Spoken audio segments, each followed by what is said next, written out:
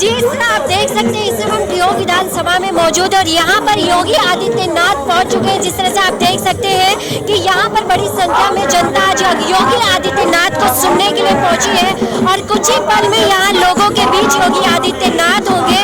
जिस तरह आप देख सकते हैं कि आप मेरे पीछे ढोल बाजों के साथ योगी आदित्यनाथ के स्वागत के लिए जनता यहाँ पर उत्साहित खड़ी है उन्हें सुनने के लिए। तो बस अब कुछ ही पल की इंतजार है जो खत्म होने वाला है, क्योंकि आपको मैं अपने पीछे दिखाना चाहूंगी कि जिस तरह आप देख सकते हैं कि लोग जिस तरह से योगी आदित्यनाथ की जो गाड़ी है वो यहाँ पर पहुंच चुकी है और लाइन से आप देख सकते हैं कि इस तरह से योगी आदित्यनाथ यहाँ पहुंचेंगे और यहाँ पर अजय शाम के लिए जनता को संबोधित करेंगे। तो आप देख सकते हैं योगी आदित्यनाथ की गाड़ी कुछ पल में ऊपर आएगी और आप यहाँ पे मैं आपको जनता को दिखाना चाहूंगी। जय श्री राम के नारे यहाँ पर जिस तरह से लगातार लग रहे हैं, जनता यहाँ पर बड़ी संख्या में मौजूद है। और मैं पीछे अगर देखा जाए तो आप देख सकते हैं योगी आदित्यनाथ जी की गाड़ी पहुंच चुकी है और आगे सीट पर योगी आदित्यनाथ जी यहाँ पर मौजूद है। तो आप देख सकते हैं योगी आदित्यनाथ इस गाड़ी में मौजूद है। तो योगी जी को आप देख सकते हैं इस गाड़ी में यहाँ पर मौजूद है। इस गाड़ी में योगी जी यहाँ पर मौजूद है। अभी इस समय आप देख सकते हैं कि जिस तरह से योगी जी यहाँ पर मौजूद है, तो योगी जी यहाँ पर जनता को संबोधित करने के लिए पहुंचेंगे और यहाँ पर आप देख सकते हैं योगी जी पहुंच चुके हैं।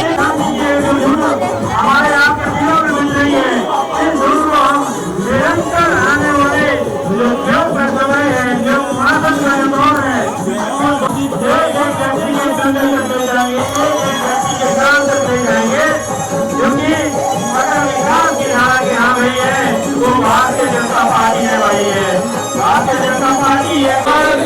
बुजुर्गों का सम्मान युवाओं के लिए आज ज्यों की इस पावन धरा पर हिंदू हृदय सम्राट योगी जी के पावन योगी जी को जय श्री राम, जय श्री राम, जय श्री राम। योगी जी को जय श्री राम, जय श्री राम, जय श्री राम। योगी जी का स्वागत है, योगी जी का स्वागत है। मंदिर हमें योगी जी का जय श्री राम, जय श्री राम।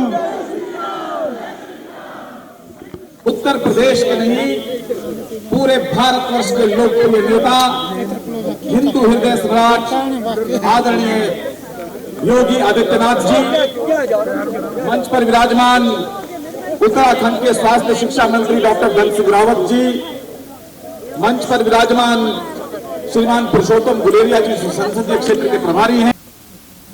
उत्तर प्रदेश में पहली बार कोई सरकार रिपीट की है और 5 साल मुख्यमंत्री रहने के बाद फिर से मुख्यमंत्री बनने का अवसर ये केवल मुझे प्राप्त हुआ है। मैं यही आह्वान करने के लिए आपके पास आया हूं।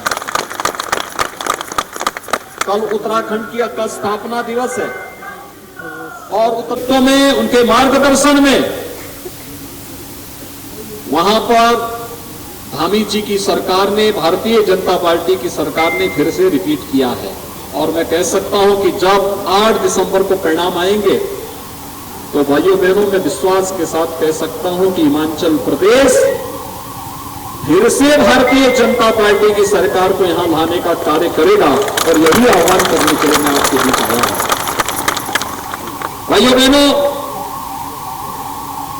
विकास हम सब की आवश्यकता है, लेकिन सर्वांगीण विकास की इस परिकल्पना को जो साकार कर सके उसे अंगीकार करना भी हमारा दायित्व है। वैश्विक मंच पर भारत की जो प्रतिष्ठा बढ़ा सके, मेरे देश की प्रतिष्ठा बढ़ेगी, इस देश के 135 करोड़ लोगों की प्रतिष्ठा बढ़ेगी। मेरा देश सुरक्षित होगा तो भारत का 135 करोड़ जनमानस सुरक्षित होगा। भारत के अंदर इंफ्रास्ट्रक्चर डेवलपमेंट के बड़े बड़े कार्य होंगे तो विकास का लाभ प्रत्येक नागरिक को प्राप्त होगा, प्रत्येक के जीवन में खुशहाली आएगी और गरीब कल्याणकारी योजनाओं का लाभ प्रत्येक व्यक्ति को प्राप्त होगा। हर व्यक्ति विकास की प्रक्रिया के साथ जुड़ करके उसके पारिवारिक जीवन में, उसके व्यक्तिगत जीवन में भी खुशहाली आएगी। और आज भारत ने उसी यात्रा को आगे बढ़ाया। वैश्विक मंच पर देश सब आजादी का अमृत महोत्सव मना रहा है। हम सब के लिए इससे बड़ी गौरव की बात क्या हो सकती है। एक और 1947 में पता नहीं घरों पे तिरंगा फहरा कि नहीं फहरा, लेकिन मोदी जी ने आजादी के 75 वर्ष पूर्ण होने पर हर घर में तिरंगा पहनाने का काम जरूर कर दिया। जिस ब्रिटेन ने 200 वर्षों तक भारत पे शासन किया था, भाइयों बहनों, उस ब्रिटेन को पछाड़ करके भारत दुनिया की 5वीं अर्थव्यवस्था बन गया। यही तो आजादी के अमृत महोत्सव का मुख्य महोत्सव है। ये नए भारत की नई कहानी को आगे बढ़ाने का कार्य आज प्रधानमंत्री मोदी जी के नेतृत्व में पूरा देश जिस तत्परता के साथ, जिस प्रतिबद्धता के साथ आगे बढ़ा रहा है, उस पर हर व्यक्ति को गौरव की अनुभूति होनी चाहिए। मैं देख रहा था कारगिल युद्ध के दौरान 1999 में मैं सांसद था और उस समय कारगिल का युद्ध चल रहा था।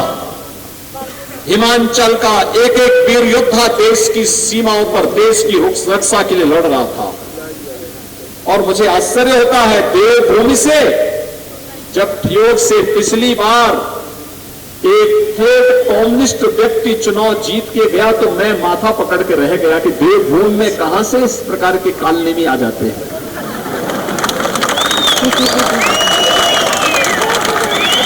तो हिंदू देवी देवताओं को गाली देते हो,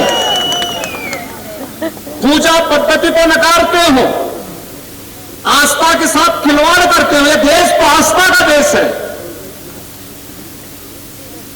यहां का व्यक्ति भूखा रह सकता है, यहां का व्यक्ति अपनी सुविधाओं को तिलांजलि दे सकता है, लेकिन अगर कोई उसकी आस्था के साथ खिलवाड़ करता है तो उससे दो हाथ करने में भी कोई कोताही नहीं बरतता है। याद करिए, इस देश का प्रथम स्वतंत्र समर क्यों लड़ा गया था?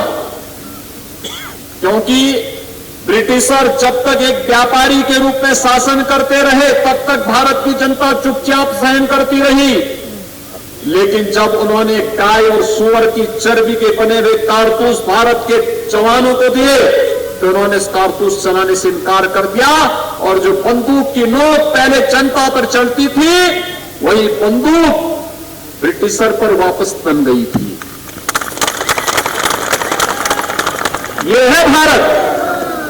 वो अपनी आस्था के साथ खिलवाड़ बर्दाश्त नहीं कर सकता और जब भी अवसर मिलेगा अपनी आस्था को वापस पुनर्स्थापित करेगा, जैसे अयोध्या में भगवान श्री राम का भव्य मंदिर के निर्माण का कार्य हो रहा है। किसी कालखंड में किसी विदेशी आक्रांता ने अयोध्या में भगवान राम का मंदिर भले ही तोड़ा होगा, लेकिन आज देश गुलाम नहीं है। स्वतंत्र भारत गुलामी के चिन्हों को बर्दाश्त नहीं करेगा। हमें अवसर मिला, फिर से अयोध्या में भगवान राम का भव्य मंदिर का निर्माण हो रहा है। अयोध्या दुनिया का सबसे बड़ा मंदिर बन रहा है, सबसे भव्य मंदिर बन रहा है। 55% काम पूरा हो चुका है और अगले वर्ष के अंत तक जब रामलला का विराजमान भगवान राम के भव्य मंदिर में होगा, पूरा भारत राष्ट्र की गौरव मंदिर की अनुभूति करके अपने आप को गौरवान्वित महसूस करेगा। ये राष्ट्र मंदिर है, भारत की भावनाओं का मंदिर होगा। और इसीलिए मुझे ताज्जुब हुआ था और भाइयों बहनों में इसीलिए विशेष रूप से ठियोग में आया हूं। हो सकता है किन्हीं कारणों से पिछली बार चूक हुई हो, लेकिन इस बार जब एक एक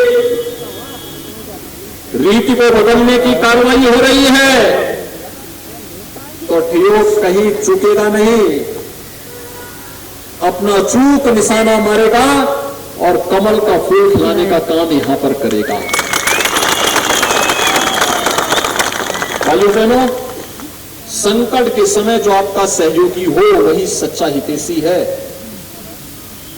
याद करिए, संकट के समय, इस सदी की सबसे बड़ी महामारी के दौरान फ्री में टेस्ट,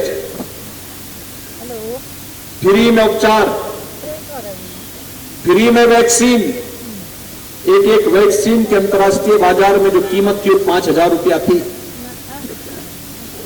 प्रधानमंत्री मोदी जी ने दो डोज तो फ्री में दी ही, प्रिकॉशन डोज भी फ्री में दी। और हर महामारी के बाद जब भी महामारी आई है, बीमारी के साथ साथ भूख से भी मौतें हुई है। पहली बार हुआ है 80 करोड़ लोगों को लगातार फ्री में राशन की सुविधा का लाभ भी प्रधानमंत्री मोदी जी और डबल इंजन की सरकार दे रही है। और इसलिए भाइयों बहनों, मैं आप सबसे अपील करने के लिए आया हूं, तो सरकार आपकी आस्था का सम्मान दे सके, सीमाओं की सुरक्षा कर सके, वैश्विक मंच पर भारत को प्रतिष्ठा दे सके, हमारे युवाओं के लिए नौकरी और रोजगार की संभावनाओं को आगे बढ़ा सके, अन्नदाता किसानों के आय को कई गुना बढ़ाने में योगदान दे सके, प्रधानमंत्री किसान सम्मान निधि का लाभ हर अन्नदाता किसान के खाते तक पहुंचा सके और वृद्धजन को वृद्धावस्था पेंशन का लाभ दे सके। बुजुर्गी के समय में जब कोई सहायता के लिए खड़ा न हो, सरकार खड़ी है सहायता के लिए। उसकी उम्र सीमा 80 से घटा के 60 कर दी गई। कौन रही कांग्रेस की बात? तो भाइयों बहनों, आप जानते हैं, कांग्रेस होती तो क्या कश्मीर से धारा 370 हट पाती? हट पाती? कांग्रेस रहती तो क्या अयोध्या में राम मंदिर का निर्माण हो पाता? कांग्रेस रहती तो क्या कोरोना कालखंड में फ्री में टेस्ट, फ्री में उपचार की व्यवस्था हो पाती और ये फ्री में वैक्सीन की व्यवस्था हो पाती? भाइयों बहनों, जब ये लोग कुछ कर ही नहीं सकते तो इनको वोट देके अपना वोट खराब क्यों हम करना चाहते हैं? 30 करोड़ की आबादी में 403 विधानसभा सीट है और 403 में उत्तर प्रदेश की जनता ने कांग्रेस को कितनी सीट दी है? 2।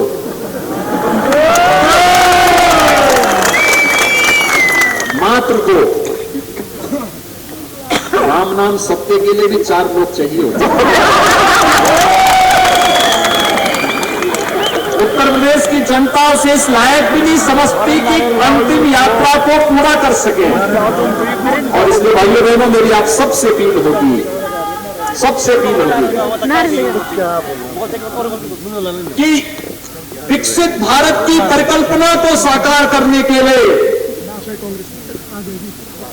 सुदृढ़ करने के लिए और वैश्विक मंच पर भारत की प्रतिष्ठा बढ़ाने के लिए, भारत की आस्था का सम्मान करने के लिए, माफिया राज को सदैव के लिए समाप्त करने के लिए भारतीय जनता पार्टी आवश्यक है, डबल इंजन की सरकार आवश्यक है। और इसके लिए आप सबका आह्वान करने के लिए मैं आपके बीच में आया हूं। योग से भारतीय जनता पार्टी ने अजय श्याम जैसा कार्यकर्ता को आपके बीच में प्रत्याशी बनाया है। भाइयों बहनों, बहुत कठिन होता है कोई व्यक्ति नामांकन के बाद मात्र 14 दिन के अंदर घर घर जाकर के अपने लिए समर्थन जुटा सके।